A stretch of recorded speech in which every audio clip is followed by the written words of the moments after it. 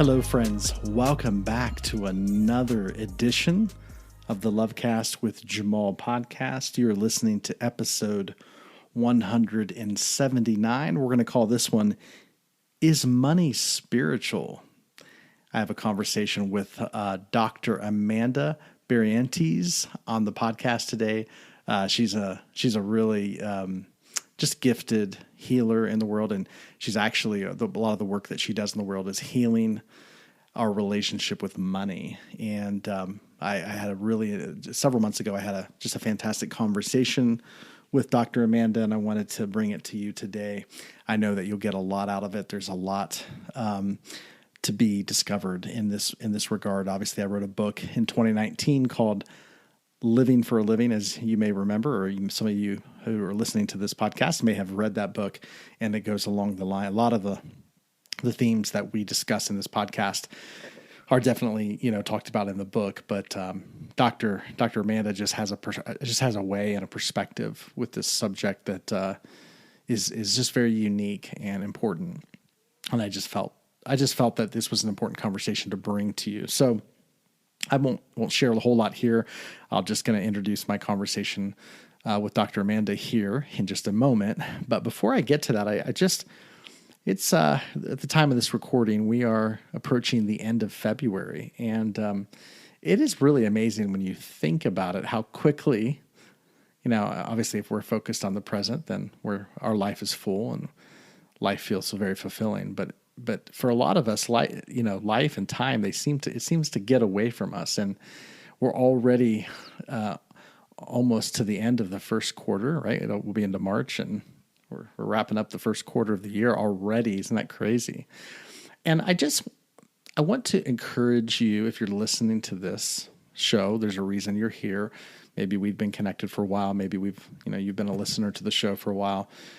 I just want to remind you that, and you know this, so I'm not telling you anything you don't know, but there's a reason you're here, right? There's a reason you tune into the show and pay attention to the work that I do. It's because there is something within you that resonates and that seeks to be liberated. That's the work I do, and that's why you're here. Whether you're quite conscious of it or not, you have a desire for liberation. And I want you to maximize my heart for you.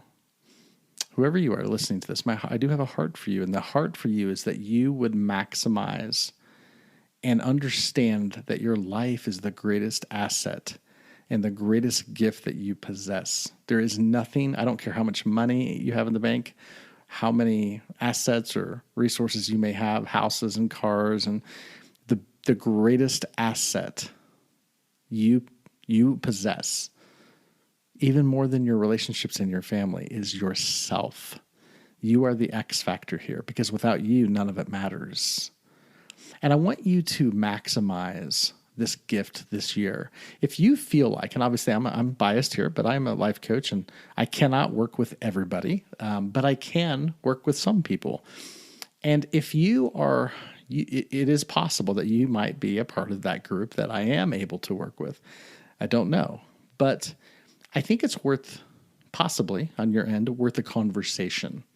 If you have thought about individual coaching or life coaching, if this is something that you personally feel could benefit you in your life by going a little bit deeper into some of your story, into some of your programming at a very personal level, and if you would like to, and it's not for the faint of heart, but if you would like to begin a process, an intentional process of taking action to start changing your narrative, changing the energy in which you experience life through and approach the world with, then life coaching, at least the coaching that I employ, it's a process. It's not just some information.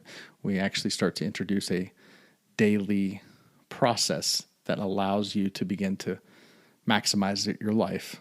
If this is something that you've thought about for yourself, if you've kicked the tires on this and had an idea, let me encourage you to take the next step. It's always about taking the next step, right? If you're taking the next step, you're moving. Okay, and it's all about movement, moving forward. So if you let me just encourage you, if you've been thinking about this, to take the next step. For some of you, you just need to think about it, right? You haven't thought about coaching, and this is the first time you've actually thought about it. Great. Well, your next step would be to focus on that. Let's think about that actively, not passively. So for you, it would be to really give this some active thought. But if you have already been thinking about coaching, let me encourage you to take the next step. And I would invite you to reach out to me personally. And you can do that by going to jamaljavanji.com. That's my website. It's my first and last name. So Jam as in Mary, A-L. And then my last name, J-I-V as in Victor, A, N as in Nancy, J-E-E.com. So jamaljavanji.com. It's my website. There's on the drop-down menu, you'll see a button that says Contact Me, or you could see there's a button that says Life Coaching. You can just click that on the menu item there. You can just click Life Coaching. It'll take you to my life coaching page. It's also there. The link to that is also on my homepage, and you'll see, there'll be a lot of videos from folks who have been through a bit of the coaching process with me, and they've kind of shared their perspective there. I invite you to check those out if that's helpful for you. You can hear some stories from other people who've been through coaching.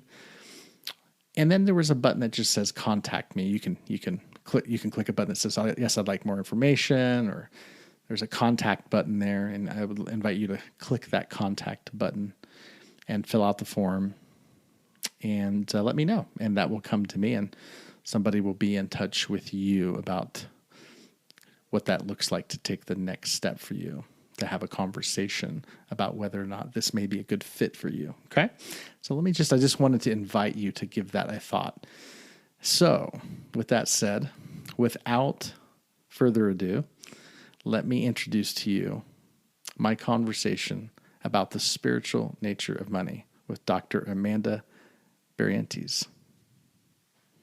But the relationship that people have with money, obviously, I'd love to hear a little bit about what was your relationship with money traditionally from your background growing up. What was it like for you?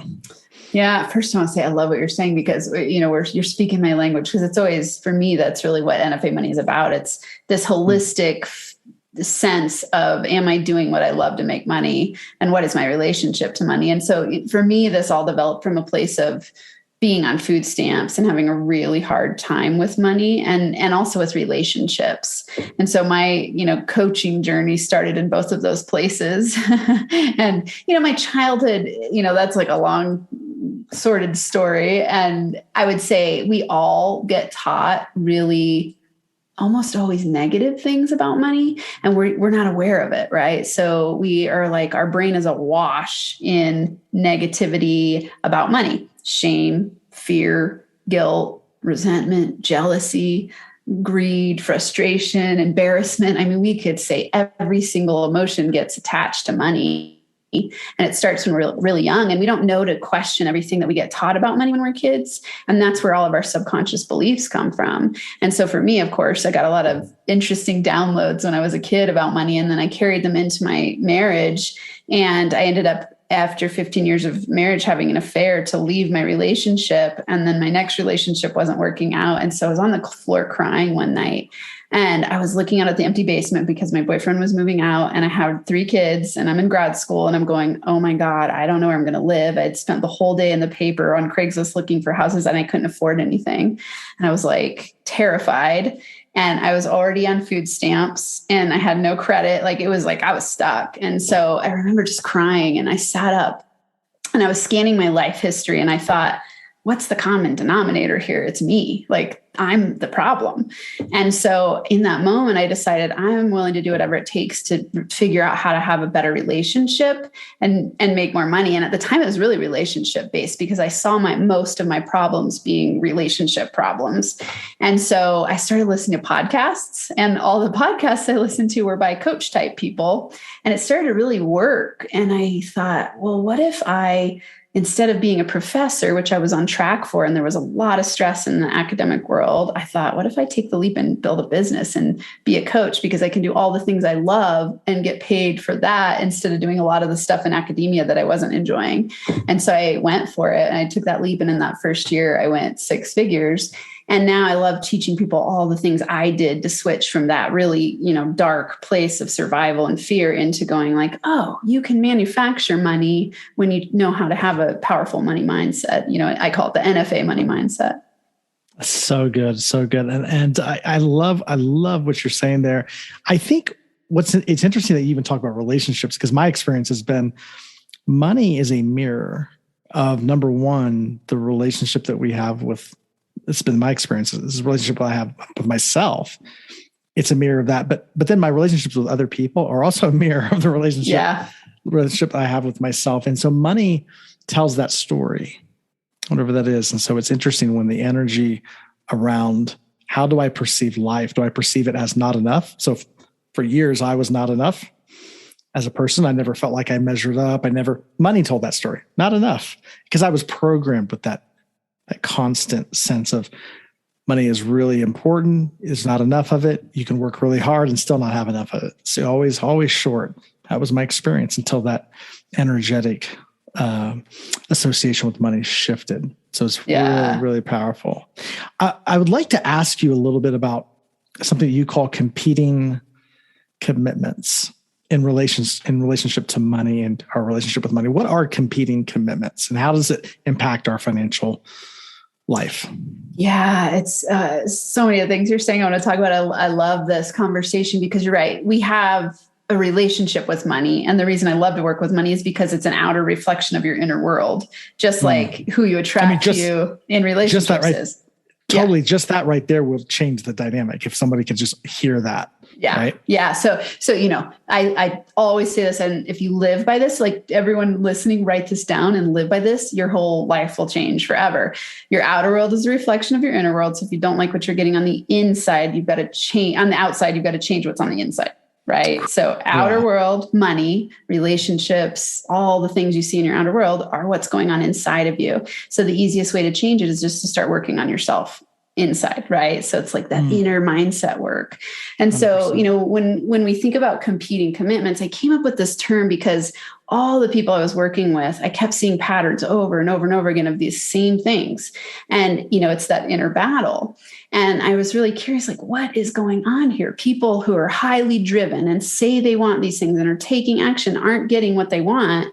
And I started to see this over and over again. And I thought, what is the problem? And the more I delved into the unconscious, the more I realized that 95% of us is run by our unconscious and only 5% of us is run by our conscious. So if you have those battling against each other, you have what I call competing commitments. So an example of this in money would be you say, hey, I want to build a 6-figure business and I love helping people and I'm doing the work that it takes, but you're not getting those results. Somewhere inside of you, you have unconscious beliefs that are holding you back.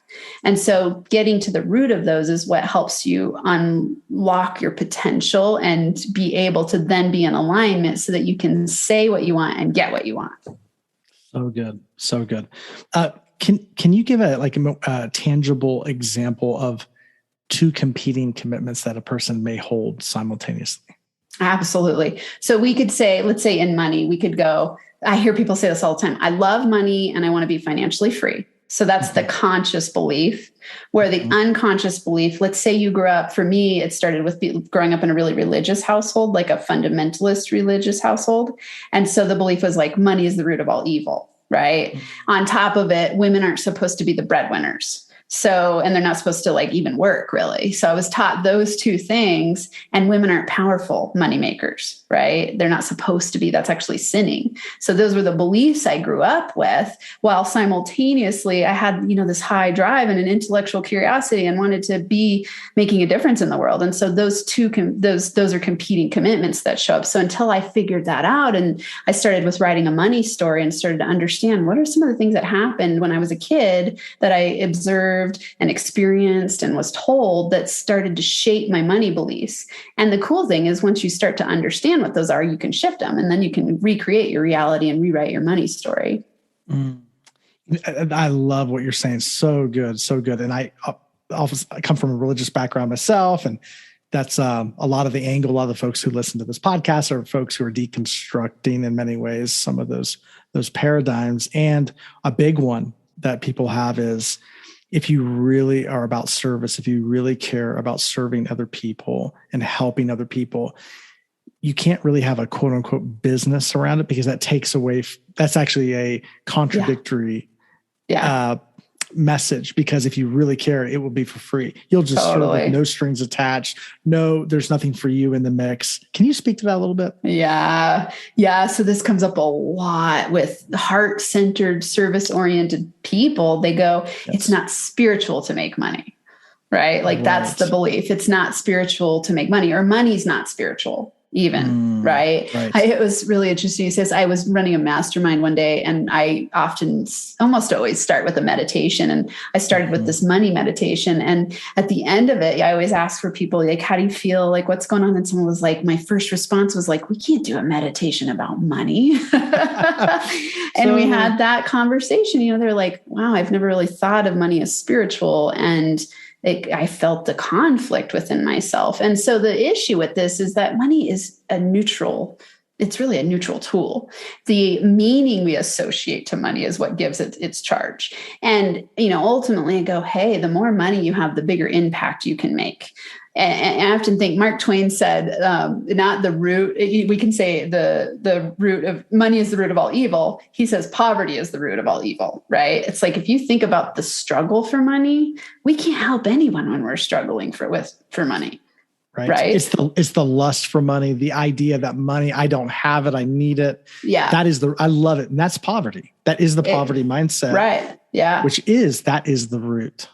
Absolutely. And then the bummer about this is that we have these really incredible people in the world who are service driven and have big hearts and really have amazing stuff to offer the world, but they burn out and feel stressed out because they're not charging enough, because they feel bad. They feel guilty about charging too much because they think it's too much and I'm not worthy and I should be giving it away for free. Because even if we live by that thought that it's better to give than to receive, that's an imbalanced thought. How about it's awesome to give and receive, right? Like, we're going to balance it out where we give and we're paid for our services. And that's an equivalent exchange. That's actually a spiritual process. Like, you get to give your gifts to the world, living from your zone of genius, in exchange for money. That's just a value exchange. So good. Okay. Say, I want to talk a little bit about money blocks. Okay. So I think we were touching on one of them, right? False beliefs, maybe, or limiting beliefs around money. What are some other money blocks, would you say? Yeah. So I have a money blocks profile, and it helps people figure out. I found 3 that came up over and over and over again. And under those 3, there's like hundreds of beliefs, but we could think of these 3 as the big paradigm beliefs about money. And the 3 are: money is bad, money is scarce, and money causes stress.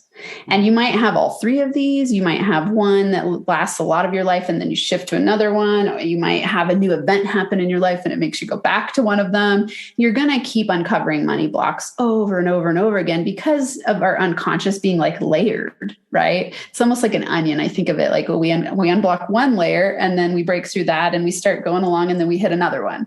And then it's another layer. And this is going to keep going forever. I have money blocks. I work on this stuff every single day and I still come up against money blocks. And so when we're thinking about money blocks, what we want to do is go, Carl Jung said, until you make the unconscious conscious, it will direct your life and you will call it fate. And so until you understand your unconscious beliefs about money, it's going to run your life. So money will run you. You will not be your master of money. Instead, it'll be the master of you. So it's like being a slave to money and having fear around it.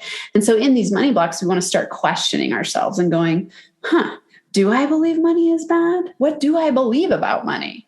Right. And you'll notice this. A lot of people will say, I don't really have that one. And then I'll hear them say something negative about a rich person. It'll be like, someone will pass them in a fancy car and they'll be like, that rich jerk, and it's like, instead of it just being a jerk, it has to do with their nice car and the money they have. So they somewhere in their unconscious have this association that money is bad. Like people who are rich are jerks, right? Or I'll become a jerk if I'm too rich. What if I lose my identity? What if I lose my friends? And so that's the way that one can show up a lot. Like money is bad. Like, ooh, it's not spiritual to make too much money. What if I become a greedy jerk? Like that person who I think is a jerk. And your subconscious is going to protect you from becoming what you fear or hate, 100%. Right? So if you have a negative belief about money, it's going to protect you from getting too rich, which it wouldn't consciously ever be what any of us would say we want. Totally. That's really good. I appreciate you bringing that up. So let me use this as an example. Okay. Because a lot of people, one of those money blocks is that money is scarce, right? So when you go to the store, you're making a purchase, people with that block, money is scarce, will have this tinge of, it's almost painful to make the purchase, to make the decision to purchase whatever it may be. Maybe you're buying plane tickets, maybe you're whatever it is. It's almost painful. And I'm speaking from experience with this one. So it's painful to make a purchase. What would you say to somebody with that block? How can we start moving the needle? It's a great question. And that's exactly the way that'll show up. And the interesting thing about the money is scarce is that in that scarcity mindset, it's really black and white thinking that comes up where we go, if I spend the money, there might not be more to replenish what I'm spending. That's the belief, right? That's the belief, and so we've got to start shifting it to money is abundantly flowing in our minds, right? So one of my favorite mantras for this one is the more I spend, the more I make. And we think about the flow of money, right? So it's like flowing money and allowing yourself to spend more freely. And it's different from people who, sometimes people will like hoard money. It doesn't matter the amount they have. I've worked with people that don't have a lot of money and who have mega millions, and the money is scarce can cause even the person with the mega millions to not want to spend money. It's like buying the cheapest toilet paper and freaking out about little expenditures. And that's coming from this scarcity consciousness. And so, part of it is being willing to look at it and go, where did I start to get that belief? And digging into, okay, when my parents spent money, did I see them and watch them do this? And how did they interact with spending money? And how did that get replicated into my belief system? Because whatever you believe to be true is what you will see and experience, because we want to validate it in our minds. And it's called the reticular activating system, our RAS. So we'll be tracking the environment for what we believe to be true and recreating the story in our minds that it is true, right? And so the wild thing is you got to start training your brain in a new direction. So this works for any money block you have and really any unconscious belief you have. The NFA money formula, it's 3 steps. And it's going to sound really simple, but it's like the tool of a million uses. I always come up with actionable strategies that help people shift their mindset fast. So number 1, you got to recognize. So recognize. You do that by starting to ask yourself questions. Like you notice yourself, you've got to recognize, I'm having a hard time spending money here. What's that about? And start questioning yourself. Things like doing a money story. I walk people through a money story and taking the money blocks profile, starting to get in tune with like, what do I believe about money? Then you reframe your beliefs and you start to reframe your habits and your actions around it. So you start reframe tools. And then you do this repetitively to reprogram your mindset. So it's number 1, recognize. Number 2, reframe. Number 3, repeat to reprogram. And what this does is reprograms your subconscious mind. So you'll start seeing, after you do this over and over again for a period of time, you'll start seeing yourself respond completely differently. You'll notice, oh, I just went out and spent some money and I didn't even think about it. Cool. I'm starting to reprogram my money mindset. I love it. Okay. So recognize, reframe, repeat. That's the 3 steps to move the needle there. Yeah. And it's so simple. And if people go to nfamoneyformula.com, I have a video, a cheat sheet, like a really clear way to walk people through the process. I think one of the hardest parts that people struggle with is that recognize part. They go like, I'm stuck, but I'm not even sure why or what's going on. Totally. But you have to ask the question, where did it begin? So trace the roots, right? Yeah. When did I first start feeling this way? Where did I get this? And I think that's so valuable, important.